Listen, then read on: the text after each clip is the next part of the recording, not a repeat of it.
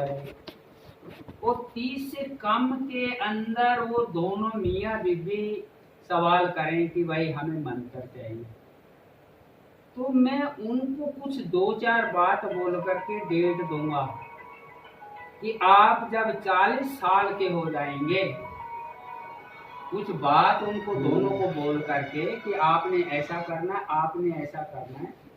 जब 40 साल के हो जाएंगे तो उस समय आपको मंत्र मिलेगा। तो उनके ऊपर गारंटी है फलीभूत होगा मंत्र, वो दोनों आनंद भी लेंगे और इसी जीवन में लक्ष्य भी पा लेंगे, ये मैं गारंटी करता हूँ।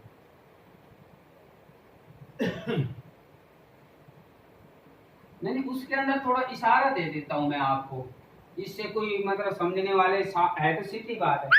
फर्ज करो कोई भी 30 साल तक आकर के डिमांड कर देता है, उससे कम अभी कोई भी भाई डिमांड करेगा तो उसके बच्चे भी यस करेंगे। वो बोलेगा अपन गुरु मंत्र ले लेते हैं क्योंकि वो उससे सुख मिलेगा, शांति मिलेगी, वो गारंटी है, वो मतलब ऐसी डिमांड। तो बोलेंगे हाँ, क्योंकि कौन नहीं चाहता सुख। मैंने सुख हर कोई चाह रहा, बच्ची भी चाह रही, बच्चा भी चाह रही, तो वो ऐसा नहीं कि वो नहीं जानते सुख को। तो उसके अंदर फिर क्या कंडीशन हम उसको बोलेंगे ये भी बता देते हैं। उनको ये कंडीशन बोलेंगे कि भाई 40 साल तक तुम फ्री हो, बिल्कुल संसार के अंदर बिना दबाव के खाओ पियो मस्त रहो, लेकिन 40 साल के बाद थोड़ा धीरे धीरे, आज एकादशी है, आज पूर्णमासी है, थोड़ा संसार की दौड़ धीमी कर दो। तो मैं आपको ये भी बता देना चाहता हूँ, उस समय वो संकल्प करेंगे, बोलेंगे ठीक है हम ऐसा ही करेंगे, और ऐसा विचार आने से वो विचारधारा बदलेंगे भी नहीं, उनका चेंजिंग होता जाएगा। तो क्योंकि वो सोचेंगे 10 साल है अभी बहुत है, लेकिन वो तो 10 साल सेकंडों में जा रहे, वो तो 50 जा रहे, वो तो 60 जा रहे, लेकिन उस दिन उनका मन मानेगा कि हाँ ठीक है, तो वो ठीक का असर वो थोड़ा बहुत पड़ता रहेगा उनके ऊपर, और वो सोचेंगे देखो नहीं तो हम एक साधु के आगे बेजुबान हो रहे, तो तब जा करके वो ऐसा बोलेगा, तो उस पे भी अंतर पड़ेगा ऑटोमेटिक, और उस पे अंतर जो जो पड़ता जाएगा तो उनका समझो सारा कुछ वो, मतलब मैं तो ऐसा भी बोल दूंगा जिस समय वो 50 साल के हो जाएंगे ना, तो वो उस दिन हाथ जोड़ देंगे खुद। और ये भी मैं बता देना चाहता हूँ कि जो आपको बोल गया वो मेरे को भी बोल गया, मतलब जब एक की भावना में वो फ्री हो जाती है तो दूसरा भी बोलता है ठीक है कोई नो प्रॉब्लम। तो इसलिए सिर्फ मैं ऐसा तो कर सकता हूँ, लेकिन अब इसमें कंडीशन में मैं कोई, क्योंकि वो मेरा लॉस हो रहा है, जब मेरे को पता हाँ कोई ऐसी ताकत आ गई तो उसमें मैं नहीं कुछ कह सकता, लेकिन फिलहाल मैं सामर्थ्य नहीं, मेरी ये कंडीशन है इसलिए। लेकिन ये कटु सत्य है, गुरु जरूरी है, बिना गुरु के ज्ञान नहीं। क्योंकि एक साधु से पूछा वो आपको ऐसे रास्ता बताएगा, दूसरे से पूछा वो ऐसा बताएगा, तीसरे से पूछेगा तो वो आगे बढ़ाने की बजाय लटका देंगे। जो सच्चा गुरु न मिले, क्या नहीं मिले? गुरु न मिले सच्चा, ऐसा ऐसा बताता जो रात दिन धोखा है, गुरु जी ने घर का भूखा मर गए। गलत क्या है मैं बता दूंगा, मैं 10-20 आदमी मेरी बात सुनो आप, नहीं अरे मैं समझ रहा, तो बोलिए तभी तो उसकी दवाई मिलेगी। माँ बाप ने रोटी नहीं, घर में माँ बाप तो भूखा सो रहा है, रात दिन गुरु के पड़ा है, क्या गुरु लेना, क्या गुरु उसको, क्या कौन सा सच्चा गुरु मिलेगा? भाई गलत कह रहा बोले, माँ बाप तो भूखे सो रहे और गुरु के 24 घंटा धोख दे रहा है। क्या महाराज जब इसलिए कह रहा हूँ, मतलब ये इसमें सच्चा गुरु बहुत मुश्किल है। अरे वो मैं समझ गया, थोड़ा बोलने से मैं भी जान रहा, मैं इसी संसार में हूँ। तो ये बताओ फिर वो गुरु है क्या? मैं वही तो कह रहा हूँ महाराज, क्या नहीं करना है? देखो, लेकिन आपने एक बात नहीं समझी। आपने ये रटी रटाई वही बोला ना, स्वभाव नहीं बदल पाएंगे, मतलब इसमें दोष नहीं दे रहा है, कुछ समझना। मैंने पहले बोला जब तक हम 33 पैसे ललक नहीं बढ़ाएंगे तो कुछ हाथ नहीं लगेगा। 33 पैसे ललक बढ़ाएंगे तो खुद आ जाएगा, आपको शरीर बदल के खुद आ जाएगा, आपको बुलाना नहीं पड़ेगा। आप उधर क्यों देख रहे, आप कलयुग को तो क्यों दे रहे। मैंने एक बात परसों, वो तो अभी क्या बोल रहे हैं, धूम्रपान यहाँ निषेध है, ये नहीं करना वो। अरे एक रात के लिए वो बताओ, वो घर में इतना नुकसान कर रहा है, खुद जान रहा, वो एक रात के लिए हम ठेकेदारी 2 रोटी खिला के ठेकेदारी ले रहे, कितने बड़े मूर्ख हैं। तो मेरा कहने का मतलब ये है, महात्मा सत्संग का क्या मतलब है। तो अगर आप सत्संग सुन लेंगे ना, अभी मैं तो ये बता देना चाहता हूँ, वो तो इतनी बड़ी बात कर रहे, तो ऐसे में आप थोड़ा सा अंडरग्राउंड खोल के नहीं बोलूंगा बात। तो इनको पूछो तो रतन जियों को कि मैंने उनको क्या बोला। मैंने कहा थोड़ा आज उन्होंने ऐसा हल्का सा विचारधारा में अंतर दिखा दिया तो मेरे को बहुत बुरा लगा।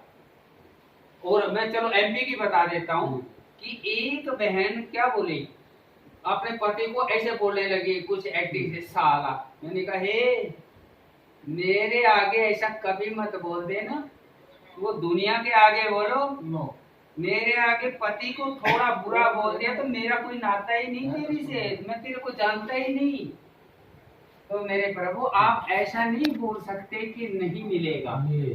मतलब वो अगर ऐसा हो गया नहीं मिलेगा तो भगवान की मर्यादा जा रही है, क्योंकि वो मर्यादा पुरुषोत्तम है। लेकिन अभी वो जैसे एक बार अपने वहां उधर राजस्थान में ही बात हुई, उन लोगों में थे ये रतन जी थे, तो उस दिन वो बोल रहे हैं कि वो ऐसे हमें पता लग जाए तो हम लग जाएं भगवान की तरफ, वो ऐसे। तो मैंने कहा भाई ये तो मूर्ख का काम है, वो कोई गाली देगा और छाती पीटेगा। भगवान को तो चाहे आप उल्टे लटक लो, सीधे नियम पे नहीं चलेंगे, प्यार पैदा नहीं करेंगे, वो नहीं आ रहे, चाहे कुछ मर्जी कर लो। तो इसलिए मेरा कहने का मतलब ये है कि आप अपना मतलब उनको देखो, हे भगवान कम से कम तूने इतनी तो बुद्धि दी, हम अपने माँ बाप को तो पहचान गए, तो हमें तो इतनी में ही संतोष है, इतनी ही कृपा बनाए रखिए। और ज्यादा तो नहीं हो रहा तो कम से कम इतना तो कर दीजिए, क्योंकि आप देख रहे अपनी आंखों से, तो उसे अपने अंदर में ज्ञान दीजिए। और रही दूसरी बात, अभी तो वो पहले बुजुर्ग क्या बोलते थे, किसी की बुराई नहीं करते थे, खास तौर पे बच्ची की। तो क्योंकि अभी हमारे भी बच्ची है, तो वो मिस्टेक कर सकती है, तो आगे हमारे बच्चे मिस्टेक कर सकते हैं हमारे ही मामले में। क्योंकि आजकल कोई तो संस्कार ढंग है ही, एक ही मिनट में निपटा रहे। थोड़ा सा सिंपल माइंड है, उसने कह दिया अरे मैं तो बाप को नहीं जान रहा, जिस दिन से मैंने बाप को डंडा दिखाया उस दिन से मैं तो करोड़पति बन गया। बस इतनी सी झूठ बोल दो, वो तो डंडा क्या, वो तो लठ लेके आएगा। तो इसलिए मैंने एक बात कर रहे हैं, कोई ये नहीं।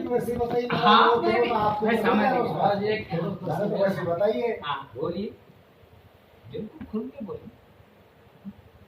वाड़ में के पत्ता नहीं कटता, गुड़कता गुड़कता गुड़कता मतलब आधा गोल हो जाता है। बस उसी गोल से सदन कसाई तर गया उसी, और हाथ जोड़ के ना खींचड़ा खाया उसी गोल पत्थर ना, लेकिन उनके लिए तो पत्थर, लेकिन उसकी आत्मा के अंदर वही भगवान है। तो इस आत्मा को पहचानो भाई, आत्मा सब परमात्मा क्यों? आपका बोलना गलत कैसे नहीं, वो इसके अंदर है। हाँ है सबके अंदर। हाँ आत्मा से परमात्मा। हाँ, इस आत्मा को अपन पहचान ही नहीं।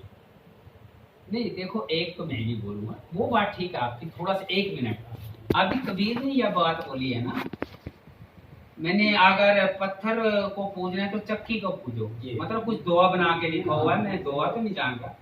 बोला अगर पत्थर पूज रहे तो चक्की को पूजो, कम से कम वो पेट भर रहे। तो इसका मतलब अर्थ किसी को भी जल्दी से समझ में नहीं आएगा। मतलब साधु संतों को ही नहीं समझ में आएगा, और आम आदमी की तो क्या बात है। अगर किसी को समझ में आए तो थोड़ा बोलिए, विचारधारा रखिए कि भाई उसने ऐसे बोल दिया, जिसको अगर कोई थोड़ा ऐसा लग रहा है तो बोल सकता है, मैंने उससे भी ज्यादा जानकारी आएगी। उसने कबीर ने हमको ये बोला है कि तुम तो पूजा पत्थर समझ के कर रहे हो, भगवान समझ के नहीं कर रहे। अगर पत्थर समझ के पूजा करनी है तो फिर चक्की के ही कर लो, कम से कम स्वार्थ कुछ तो स्वार्थ पूर्ति कर रही है, हमारा पेट तो भर रही। उसने ये नहीं कहा कि वहां भगवान नहीं है, बोला आप पत्थर समझ के पूजा कर रहे हैं, भगवान समझ के पूजा नहीं कर रहे। तो ऐसे में ये दोहा बोला गया। और दूसरी बात कई तर्क देती हैं कि पत्थर पूजने से क्या हो। अगर किसी का भाव पत्थर पूजने से बनता है तो वो तो उसके लिए पत्थर तो क्या, वो तो उसमें मतलब कितना भी हार्ड चीज है उसको इशारा मात्र से वो कोमल कर सकते। वो जो पर्वत उठाया था ना, तो यही तो सब होती है, बिल्कुल हकीकत है। कोई सोचे ऐसे नाटक होगा, वो एक ऐसी शक्ति है, उसने तो फिर भी उंगली लगा दी। वो संकल्प मात्र से विचार, मैंने इसमें देखी, मैं आप लोगों को एक बात बता देना चाहता हूँ, सीधी बात है। राम जी के परदादा हुए दलीप, रावण उस समय भी था क्योंकि 72 चौकड़ी ये राज किया इसने, तो उस समय भी वो तो रावणी था। वो जाकर के वो किसी को भी बोल रहा है यार मिला हाथ लड़ते हैं, मतलब अहंकारी जो होता है वो यही ढूंढता है काम और दूसरा नहीं। तो दूसरा अब वो तो शांत प्रिय थे, पहुंच वाले थे, उनके अंदर शांति थी। वो तो जन्म जन्मांतर का वो रेखा जानते थे अपनी, क्योंकि अंदर में सत्य पैदा हो जाता है तो वो बहुत जानकारियां अपने आप आ जाती है। तो बोला यार तो रहने दे, मेरे बस की बात नहीं है तेरे से लड़ना। बोला फिर तो मैंने हार स्वीकार कर ले। अरे यार मैंने हार ही स्वीकार कर ली, मैं तो नहीं लड़ रहा तेरे से। बोला ऐसे नहीं, तू हार बोल, मैं तो हार गया। बोला यार तू नहीं मान रहा। बोला नहीं मान रहा, मैं मानूंगा नहीं, मैं तो लड़ूंगा। तो बोला ठीक है, तेरी लंका का नक्शा बना दे, यहाँ में देखो तो सही तेरी लंका कैसी है। बिल्कुल सच्ची बात है ये बंधुओं। तो उसने लंका का नक्शा बना दिया, बोला ये है मेरी लंका। तो उसने वहां थोड़ा सा ऐसे वो मिट्टी पे बनाया ना, उसने हाथ से ऐसा थोड़ा सा वो गिरा दिया, वो काट दिया उसका नक्शा मिट्टी पे से। तो बोला जा पहले तो अपनी लंका को संभाल ले, अगर कुछ ठीक ठाक पा गई तो आ जाना दोबारा, नहीं तो वही रेस्ट कर लेना। तो उसने जाके देखा था ना, उतनी गिरी हुई थी लंका। बोला मेरा परपोता आके तेरा निपटारा करेगा, मैं नहीं लड़ रहा तेरे से, मैं अपनी शक्ति को वेस्ट नहीं कर रहा। तो इसलिए मेरा कहने का मतलब ये है कि ये सत्य है, और है भी, इसको कोई वो जला नहीं सकता, गला नहीं सकता। वो जैसे ये लिखा हुआ है ना कृष्णा के उपदेश के ऊपर, वो सत्य जलेगा नहीं, गलेगा नहीं, सूखेगा नहीं, सड़ेगा नहीं। तो मैंने परसों नरसों एक आ रखा था कोई, तो उससे पूछा, मतलब वो बच्ची उसकी कावड़ लेके आ रही थी, वो ऐसे सोफी में आया होगा, कोई बात नहीं। तो मैंने कहा भाई जी ये क्या लिख रखा देखना। तो बोला मेरी ऐनक नहीं है। तो मैंने कहा कोई बात नहीं तो वो बोलता कि ये शस्त्र वही, वो काट नहीं सकता, ये आग जला नहीं सकती, समुद्र पानी गला नहीं सकता। लेकिन जब ये तो भगवान हो गया, भगवान को कोई भी चीज रिएक्शन नहीं कर सकती। लेकिन दूसरी चीज क्या होती होगी भाई ऐसी, जिसको जलेगी नहीं, गलेगी नहीं, सड़ेगी नहीं, सूखेगी नहीं? क्योंकि भगवान का तो वर्णन ही कौन कर देगा, उस पर तो कितनी भी चीजें लागू कर दो। तो उसके अलावा क्या होता होगा जो जलेगा नहीं, गलेगा नहीं, सूखेगा नहीं, सड़ेगा नहीं? क्या होता होगा वो?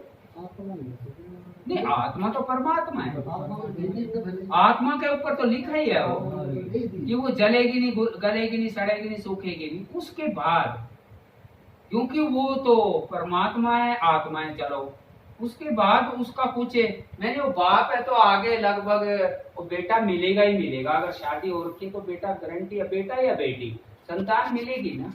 हमारे परदादा के दादा हुए, दादा का बाप हुआ, बाप के हम हो गए, आगे हमारे हो।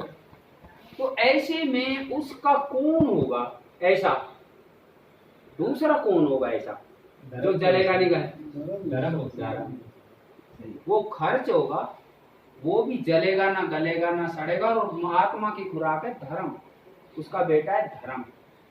तो इसलिए वो धर्म की तरफ हम बढ़ेंगे तो वो अपने आप उस पौधे को सब कुछ वो मैंने पांडवों के वो धर्म के ऊपर दुख है उनको महसूस ही नहीं होने दिया। इतनी खुशी धर्म कर देगा कि वो दुख भाग जाएगा, उसको कुछ नहीं कर सकेगा। तो इसलिए मेरा कहने का मतलब ये है कि हम ये थोड़ा सत्संग के द्वारा उन बातों के ऊपर गौर करें और जो भी है सच है थोड़ा प्रैक्टिकल करके देख ले, हमें आभास हो जाएगा तो फिर वो अपने आप उधर लगन लग जाएगा। इतना खेल है। बोलो बाबा भोलेनाथ की जय, गंगा मैया की जय। तो ये ऐसा है मेरे